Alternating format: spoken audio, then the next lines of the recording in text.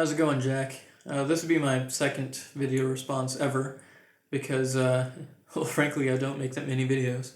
And second, because I don't normally engage in these kinds of discussions outside of text because too often they degenerate into a public spectacle. And as you mentioned, from that flows forth all the drama and everything that comes with that. And I just refuse to partake. Now, one of my subscribers recently posted a comment on my channel page, however, informing me that you had this video and that you were asking for input, so I figured I'd take him up on that suggestion. I would be really interested in your thoughts on a couple of issues, but before I get there, I suppose I should sort of explain where I'm coming from. And I suppose before that, I should just briefly mention that the topics I'll be discussing are perception, intelligence, and limitation. So if you're not interested, then you can save yourself the time now. I've never been much of a talker. I've always been one to let everyone else say whatever they want to say, and then usually I'm the last one to speak up. Ever since grade school, I've sort of really taken to heart the notion that we should seek first to understand and then to be understood. And one of the things that's always struck me and really bothered me about the theist-atheist debate is that no one ever really talks about perception, and no one ever really talks about how much the way that we view the world really impacts how we end up at these different perspectives, these different ways of discussing religion and philosophy and what have you. We like to believe that the things that we think and the things that we believe are because of logic or because of they just naturally occur to us because we're just that brilliant or whatever. But the fact of the matter is that we really are highly influenced by these really fundamental things that we tend to overlook. Even Steven Pinker talks about in the Stuff of Thought how our intuitive understanding of the physics of the world around us really, it's embedded in, and it really permeates our entire language. That, for instance, we talk about how something can be underwater because we perceive of there being a plane that really describes the nature of the situation, that once you break that plane, you are underwater, and otherwise you are above it. And we do the same thing with compact discs and other objects in the world around us. They can have 3 dimensions, and yet we'll describe them with 2 dimensions, or with words that denote 2 dimensions, because we find those other aspects negligible, or we omit certain characteristics of something because we don't find them important for the topic at hand. So, and I've actually even had people argue to me that we can know that 2 plus 2 equals 4 independent of experience, and that's just blatantly not true. It's because of neuroplasticity that our brains are even able to form in the first place, that it's because of the way that we interact with the world and the way that neurons organize themselves that we can even reach a point where we can say that we believe that 2 plus 2 equals 4, and that everything between conception and kindergarten is really fundamental to laying the groundwork for how we're going to perceive the world in the future. And that people often, it seems as though people forget the significance of that section of development just because they don't remember being an infant. It's as though they forgot that they were once one, but just because they don't remember that time period. So I think it's really important that we discuss perception when we bring up these issues, and we try to understand what's really going on and how we can have these different worldviews that are so diametrically opposed in many instances. I do think that the atheist position is much more coherent and much more consistent, and one of the main clues for me is the perception of intelligence. One of the things that's rather fascinating about the human brain is that it's rather modular, that the orbitofrontal cortex can be performing operations in parallel to the cerebellum, to Broca's area, or what have you.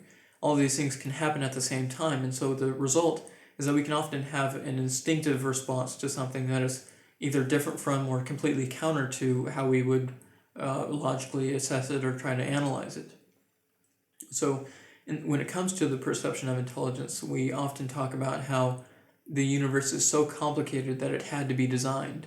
And yet, instinctively, that's not how we operate, that we've never based intelligence on complexity alone.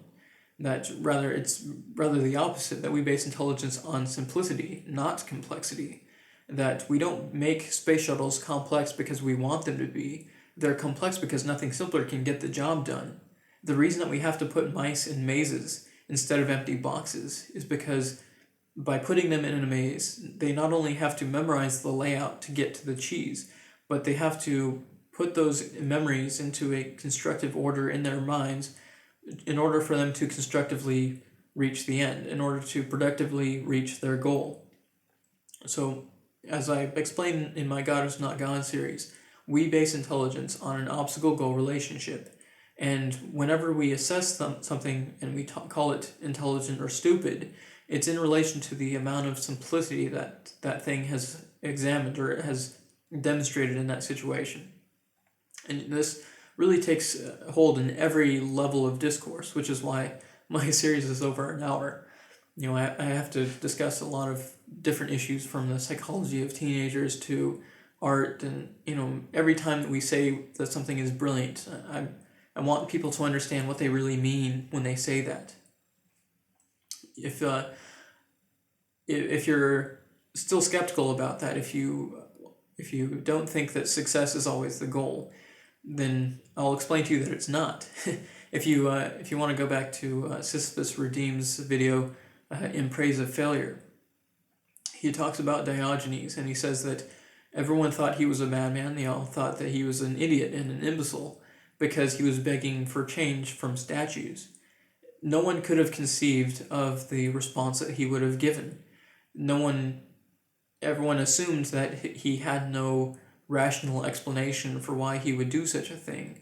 They thought that the failure that he had achieved was accidental, that it was incidental in the progress or in the purpose of achieving the acquisition of money, but it wasn't. When someone actually asked him why he was doing that, his response was that he was practicing for failure.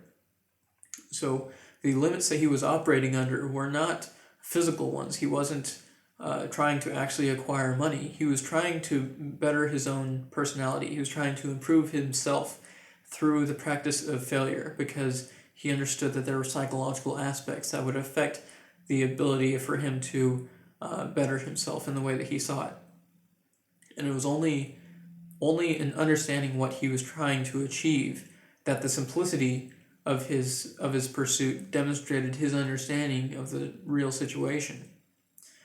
And so again, we base intelligence on simplicity, not complexity, and it's never been otherwise.